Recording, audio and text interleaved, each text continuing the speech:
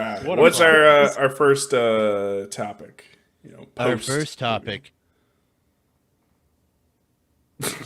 Yeah. I have to read you after. Hold on. All right, here. Uh-oh, retard alert! Retard alert, class! We had a 1 second seconds of quiet. We have canceled the show. It's over. All right, environment as a character.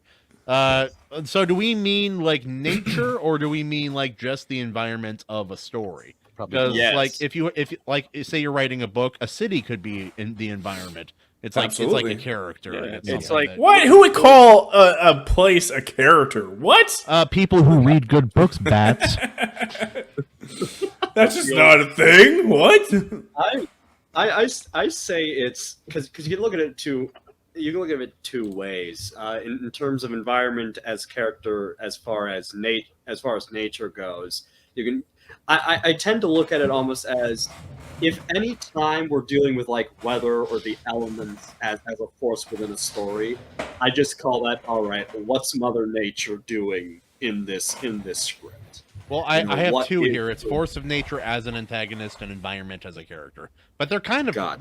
they're a little related. So I guess They- I think Yeah, I think they can can work the overlap. same They way. don't have to. Yeah, They don't have because on the other side also as just environment as character as in setting as character. I think that is one of the big things a lot of people should always consider when going into a work, like because there's something about certain locales, certain histories of locations, and certain local colors that will inform and influence the atmosphere and the plotting of a book. Yep. Like I think about a very weird, interesting concept where Bernard Herrmann, who is a big film composer, most people remember him for the music for Psycho and Taxi Driver. But when he had scored Vertigo, the Alfred Hitchcock mystery film with James Stewart Kim Novak. Wait, he Uh, did his that film? He's ancient. Oh yeah, no, because his first film was Citizen Kane and his last film was Taxi Driver. Citizen Kane. Overrated. I'm going to say it. Overrated. It's Is that okay to Kane? be wrong. Bats, you're alive. Retard Is it alert. Kane? Retard alert. WWE, because I'd watch But that. with- Choke But the slamming funny, dude, but the funny thing with Undertaker. the funny thing with Vertigo is that his only contention is that he felt like San Francisco was the wrong place for it to be set. He originally thought that Vertigo should have been set in New Orleans, and funnily enough, when Brian De Palma made Obsession, which is essentially his takeoff on Vertigo, he set a good chunk of the action in New Orleans, and he actually was able to get Bernard Herrmann to score it, and it was like one of his favorite projects before he died. It was literally it was his penultimate film. Then he scored Taxi Driver, and he passed away, I think, Christmas Eve in '75.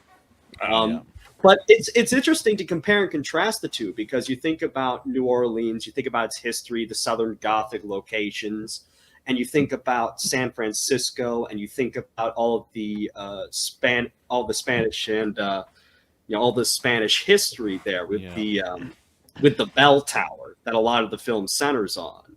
And And you cheap think illegal about labor. Right. I was going to say one's Cajun, the other one's gay. Jesus. Well, back in the 50s, He's not before all wrong. that. Confirmed. Been there. But it's, Well, like it's it even works with fake places, like places in fictitious Gotham. stories, like Gotham, or like think of Hogwarts from Harry Potter. Like Oh, that's yeah. Oh, that's absolutely. environment as a character, absolutely. Oh, That's- yeah. 100%. Two of my Which I can't- And I favorites, think, Rapture from Bioshock, Oh, Yeah. and Absolutely. then just the town of Silent Hill. Oh, yeah. Well, nailing them, yeah, man. because the whole idea with Silent Hill is that there is some inexplicable animating force throughout the town that creates these various environments and this ability to cross over between worlds. And I think about great example is in the very they were first game. transported. Anyway. Jesus Christ. I get it. It's current year plus 9. So I'll say, like, Master and Commander, very much the nature part is a character, not the antagonist. Yeah, force of nature as an antagonist. Yeah. Right. Yeah, Which would because be like like Hatchet. frankly, It'd be like anytime you Hatchet. have a story set at sea, nature has to be an antagonist No, 100%. of some sort. Yeah. It's like, look at White But also- Squall. If anyone's ever Right. been on a sailboat when things go really, really wrong, that's Right. it. But also similarly, it also is one of those cases where environment as character is almost a guaranteed thing, because captains and crew always personify their ships. They're always calling them she's. They're always, she's doing good. She's a good gal, and all that. And so there is really that.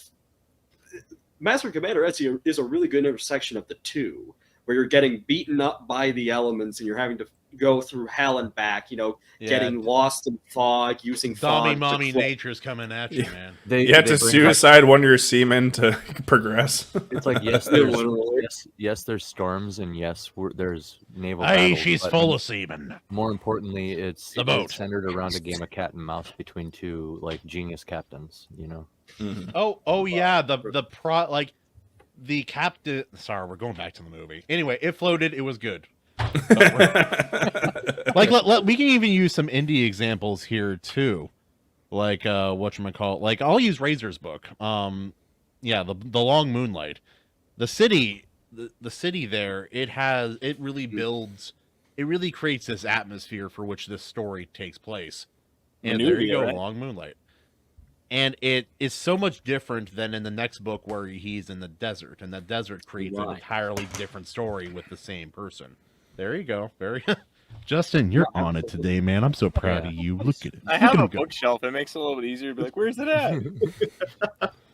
Well, I'll say it's like it's maybe not a necessity to have the environment like completely in your mind, but if you want it to be better, right? Like if you want it to be thank you. That's something. It needs to be something that keeps in your mind, because the environment is something that's just naturally going to play in with your characters and give more of a natural feel to even the individuals going throughout the story. So it's like when I read stories that just feel like they skip out on that, and I've talked about some of that recently. It's not a make or break thing in a book, but when it's there, it's it's well done. It's really appreciated. But sometimes if it skips it completely, like you can feel the dullness off of the story when you're reading it. And I think. Yeah, and I think also to use my own work as an example, the case of Haven, the case of Haven in the world of 365 Infantry is, oh Jesus God, thanks Vanna White. The case of Haven is that because it is controlled by this centralized artificial intelligence based network, the city of Haven is almost innately a character, because it's this extension of the central villain. And I had this really fun little moment where I was writing one of the weekly Flash stories, and a character goes out for a walk down the street. And I always write. So who? Wait! No, don't tell me. Who does he flash? Jesus Christ!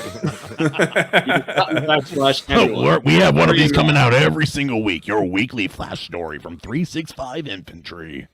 Oh Jesus fucking God! Anyway, so he's going for an evening walk, and I always describe Haven similarly to Los Angeles in Blade Runner, in that it's always this cobalt blue. It's always this misty, foggy thing, and he just starts walking out one day, and he's like, "Would it kill you to change the color once?" And then instantly, all the street lights turn into this like mauve sort of color, and he's like, fair enough. You win this one. The Mauve Avenger. It's like, oh, you don't like blue? How about sea green? See how long it takes you to get tired of that color. If you don't like blue, how about blood red? Wait. That's basically what I'm living in right now. Hold on here. I'd like to do a little something. Can we think of a movie example that doesn't have really much of a setting, or just like a strong setting, and that was successful without that aspect? I'm sure there are something. There is something. The opposite. How about There are a lot of horror? movies in New York, and a lot of them don't really capture New York that well. I was going to say a lot of just generic city where it's like, wait, and then you look it up and it's filmed in Vancouver. They weren't even in New York, and it's like, oh, I guess it didn't matter. There are films like that, and I think there are also films where it's never the city as a character, but there's a lot of regional there's a lot of very much of a regional sensibility about it.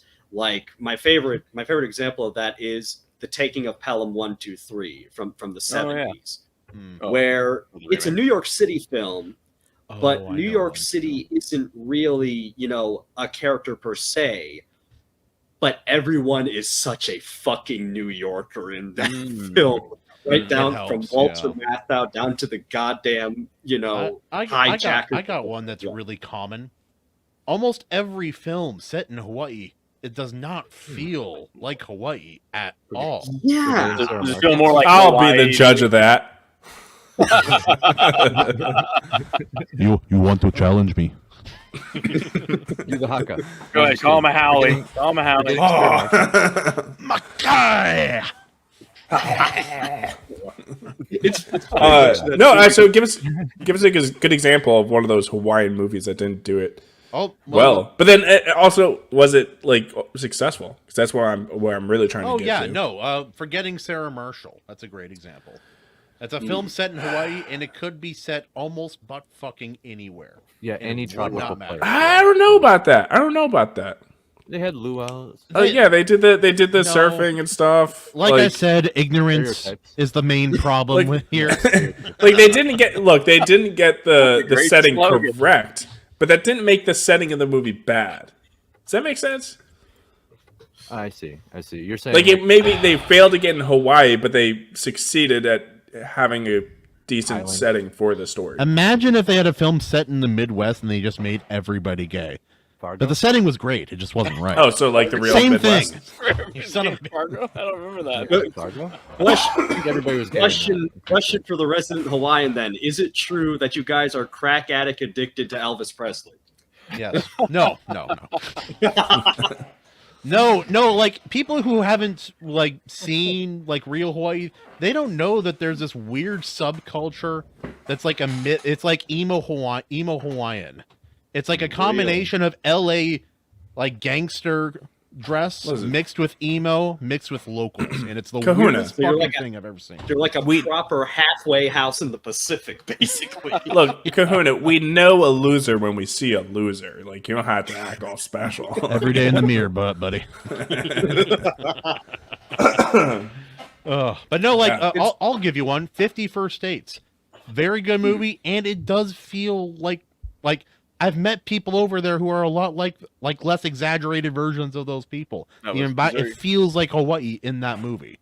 Genuinely, it is interesting to hear that too, because I'd gotten on a big kick of getting into like New Zealand music and New Zealand film, and of course we all know that Peter Jackson comes from New Zealand, and obviously it's Lord of the Rings, but also I was interested in a lot of the very local stuff, like how artists like Dave Dobbin, who are popular in New Zealand, but have like one chart hit in Australia and are like not known anywhere else in the world. Yeah. Mm-hmm. And so it's interesting to hear that even like Hawaii has that weird thing where it's like some people are just like, oh, it's the tropical destination, and then they do nothing else with it. So that's to be fair, they like the U.S. government they didn't do Hawaiian people very many cultural favors for a period of time.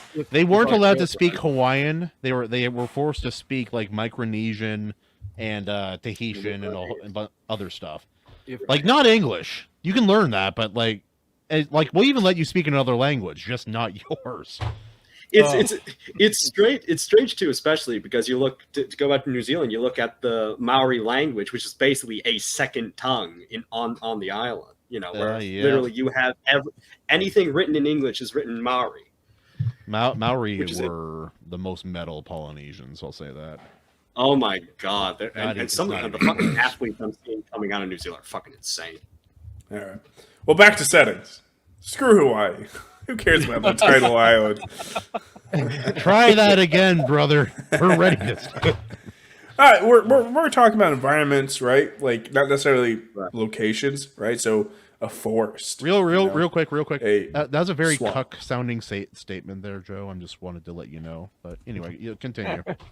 That just makes you a beta cuck. Yes. Love the audible click before it plays. That's my favorite part. No, you know, you got a forest, you got swamps. I think ocean is just like the most Forest, swamps, is the easiest one that comes to mind. 30 days of night. Especially with oceans. 30 Days of Night does not Oh, yeah, utilize like, the environment really at all, except for the nighttime. You It's an give the credit for antagonist. that. The weather is an antagonist. the It's the cold. direct Yeah, cause of actually. vampires being able to F up everybody. the Yeah, dark. The dark, and then the fact that there's Wait, what storms did I raging, say? so nobody can fly in and out. I get it. I get it now. Yeah, but like Yeah. just thinking back, I don't remember anybody like freezing. I guess. Well, yeah, no. It's what okay, kept coming them back. inside, though. No. It's Oh coming wait, back no. to me, yeah. They there were was, having their blood sucked actively. I don't think freezing was their main. Yeah, concern. what was the Stephen King miniseries where there was a character that froze? It took place up in the Northeast. I just Oh, watched The it Shining, long ago. or not the It was miniseries. not That's The not Shining. the series. Although that's he the- froze too, but there was another one where somebody froze. Where the the miniseries. He likes to freeze was a characters. blizzard. Was it? to Was death. it Storm? Yeah. Well, was it Storm of the Storm of the Century? Yes, that's it. That's the one. That's the one. Yeah. So the storm was so Wow. bad they had a really bad blizzard, and people went out to do different things to get the power on or this or that, and they disappeared, and they found them frozen and things of that nature. But that was a problem because like we need to go do this, but the blizzard's so bad, don't go out. All that. The cold. The code. what's that? The Day After Tomorrow is nothing but environment. Yeah, We should That's a do The that. movie people of are its the time, people yeah. are kind of shitty though too. There's been lots of antagonists in that film. That's fair. Yeah. You just watched a clip from the Iron Seas podcast. Make sure to like this, subscribe, it helps us out a little bit, and please catch the show live at 9:30 Eastern every Tuesday.